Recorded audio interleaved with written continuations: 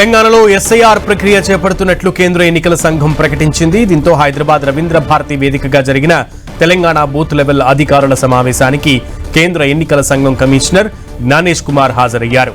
ఓటర్ల జాబితా శుద్ధిలో తెలంగాణ దేశానికి జాతీయ ప్రమాణమని కేంద్ర ఎన్నికల సంఘం కమిషనర్ జ్ఞానేష్ కుమార్ అన్నారు.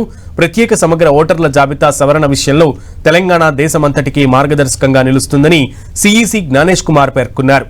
భారత ఎన్నికల వ్యవస్థకు బూత్ లెవెల్ అధికారులే వెన్నెముక అని కొనియాడారు.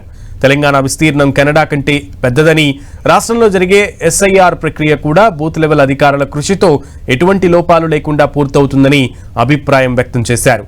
బిఎల్ఓల నిబద్ధత, కృషిపైనే ఓటర్ల జాబితా శుద్ధి విజయం ఆధారపడి ఉంటుందని తెలిపారు. ఇటీవల బీహార్లో విజయవంతంగా పూర్తయిన ఎస్ఐఆర్ ప్రక్రియను ప్రమాణంగా తీసుకోవాలని సూచించారు.